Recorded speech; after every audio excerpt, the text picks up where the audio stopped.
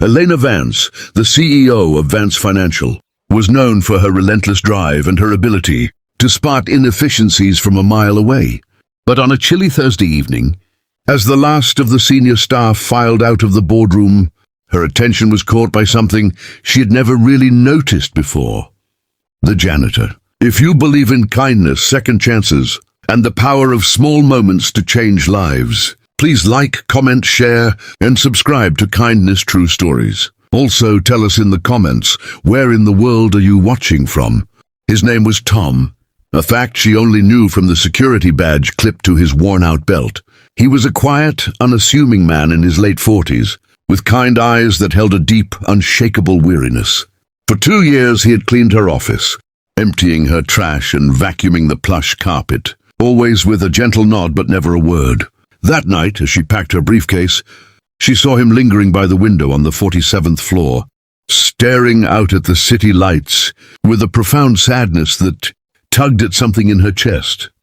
She watched as he methodically cleaned the glass, his movements slow and deliberate, and when he finally clocked out at 9 p.m., Elena made a decision she couldn't logically explain. She grabbed her coat and followed him at a safe distance, her curiosity overriding her usual composure.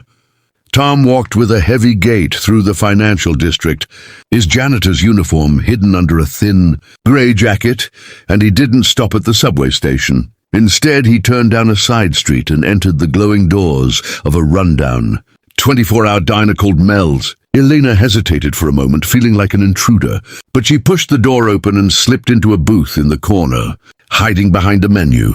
She watched as Tom walked straight to the kitchen, where the cook handed him a greasy apron. He wasn't there to eat. He was there to work another shift. For the next 4 hours, Elena sat in stunned silence, nursing a single cup of coffee, as Tom washed dishes, scrubbed grills, and mopped the diner floor with the same quiet diligence he showed at the office. At 1 a.m., the diner owner handed him a small envelope of cash, and Tom finally left, his shoulders slumping with exhaustion. Elena followed him again, now driven by a need to understand this man's life. He walked another 20 minutes to a small, run-down apartment building on the outskirts of the city, but instead of going inside, he sat on the front steps, pulled out a worn book from his backpack, and began to read under the dim streetlight. A few minutes later, a tired-looking nurse emerged from the building, and Tom stood up immediately, his face softening into a grateful smile. They spoke quietly for a moment, and the nurse handed him a small notebook. As she walked away, Tom went inside and Elena, her heart pounding, finally saw the truth through the window of his ground-floor apartment. Inside, a young boy around 7 years old was sitting up in a hospital bed that had been set up in the living room. The boy was hooked up to a monitor, his face pale and thin, but when he saw his father, his whole face lit up. Tom sat beside him, opening the notebook, which Elena realized was a school workbook, and began helping the boy with his lessons, pointing gently at the pages.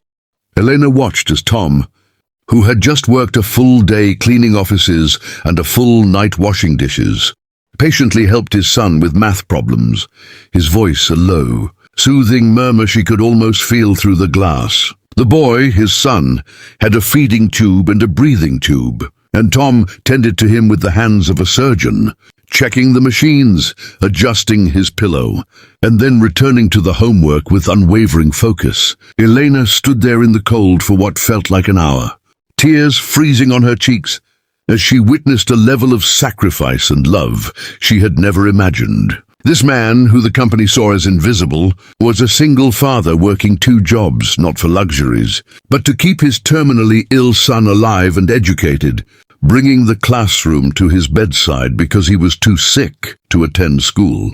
The next morning, Elena arrived at the office before dawn and waited by Tom's cleaning cart. When he saw her, he looked down, embarrassed, as if expecting a complaint. Instead, she asked him to follow her to the executive conference room.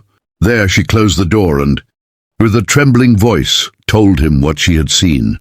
Tom's face went pale and he started to apologize, but Elena stopped him. She told him that his son would have the best doctors in the city, paid for by a new corporate health fund she was establishing on the spot. She told him that he would now work a single shift, as the new supervisor of the night cleaning crew, with full benefits and a salary that would allow him to quit the diner. But most importantly, she told him that the boardroom was being renovated, and that a quiet corner of it, with the best view of the city, would be set up as a study for his son, with a tutor provided by the company, so he could be near his father every day after school.